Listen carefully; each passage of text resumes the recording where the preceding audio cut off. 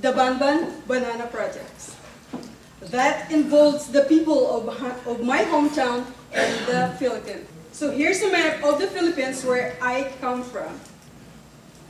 And that's the province of Limaras. You know that arrow is pointing in the middle there? That's Central Philippines. And that is where my hometown of Banban is. Banban is a small community in the municipality of Buena Vista. Perhaps it is unbelievable, but indeed, the Philippines is comprised of some 7,100 islands. When I went back to the Philippines in December 2006, I was dismayed to see even more poor people than 10 years previous.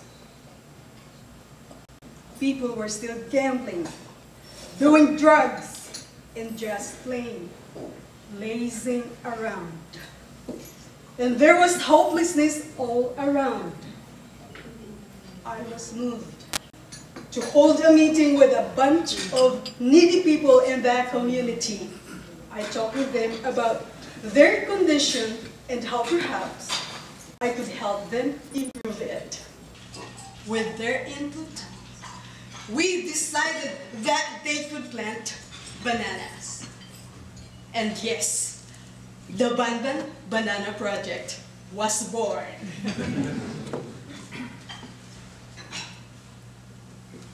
And the project's mission to eradicate poverty, idleness, and gambling in the community by bridging the gap towards complete change of values and towards ultimate prosperity for every family living below the poverty line in the community. The vision of the projects. We envision a better, peaceful, and progressive community. A community where no one goes hungry, every family lives a decent home, where poor but deserving children have access to higher education, families working together.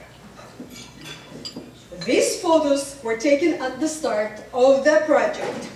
The picture on the right top, actually, I don't have the mouse here with me. That's a sucker of a young banana being planted by two sisters who are recipients of the financial aid that I provide. The total number of bananas planted by 87 members of last year in May 2009 equals 6,662. These produced 13,376 suckers, which brought the total number of banana plants in the projects to 20,038 late last year. Banana equals hope. 15 cents will fund an education. The proceeds of this project helps cover the students' tuition fees. It also helps provide for some of the family's financial needs. I pay 5 Philippine pesos, which is roughly 15 cents Canadian, for every single banana that they plant and nourish to fruition. The 5 pesos is seed money. Once the seller produces, they reimburse the seed money by depositing the equivalent of whatever they have received from me to the bank account that has been set up in the name of the Banban Banana Project. The funds that are accumulated will then be spent towards the educational needs of the future scholars of the community who will be selected from deserving children of the planters. We were convinced that this banana project will help fight poverty in the community. It will also teach and encourage the people to spend their time wisely by working profitably instead of just loafing or idly letting the day go by. It has been said that if you give someone a fish, he'll eat on that day. But if you teach him how to fish, he'll have something to eat for a lifetime. At the start of this project, I did some fundraising in order to purchase used clothing, shoes, and other useful items for the people of my community. Here I am, selling shish kebabs with a couple of friends. And picking wild mushrooms. Those mushrooms are very delicious. They are chanterelles. Aren't these beautiful?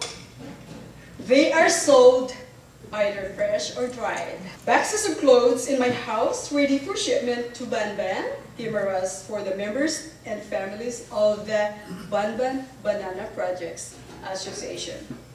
Those same boxes which got to my hometown ahead of me were left unopened until my arrival and were now being opened in my presence for distribution. Here I am during a distribution in another area while joyfully calling out names of the recipients. The excited recipients happily rummaging through the stacks of clothing, eagerly looking for the perfect fit or the right ones for themselves. Used Levi's jeans. Those name brands are usually more appreciated. They are showed off as the more expensive ones, and they are presumed to supposedly last longer. Project for scholarships. To generate funds for sending to school a few deserving students in the future, I decided to engage in getting a piece of my own property planted to fruit-bearing plants and vegetables. The beneficiaries may also work there to earn some money for their other school-related needs. So the picture of the top left, it's a photo of a man in his carabao. The land, as it is being tilled at the start of the pineapple cassava vegetable project,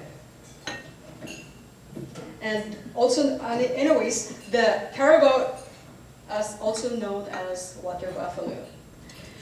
In the Philippines, as in some of the agricultural areas in Southeast Asia, the carabao is a farmer's best helper. These water buffaloes work as just as their master, if not more.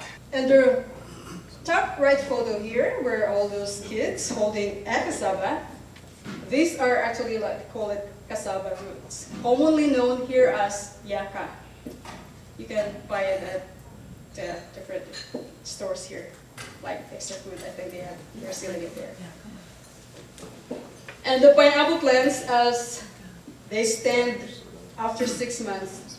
And the over down the right bottom left, these are here are the rows of 3 different kinds of vegetables: sweet potatoes, taro, and spring onions, as they are being tended by 2 ladies in the area. Green and ripe yellow papayas right in my backyard. When green, these papayas are used as vegetables. You can pickle them, and they are excellent when used in a chicken dish known amongst Filipinos as tinola. One ripe or green papaya gets harvested from its fruit-bearing papaya every day, either for breakfast or sold to cover the transportation needs of these 3 school children. Harvesting and selling of food groups. And only after a year and a half of the project, it's harvest time.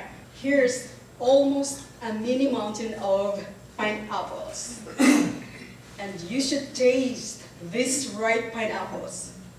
There's nothing on the shelves of our local food markets that is comparable in sweetness.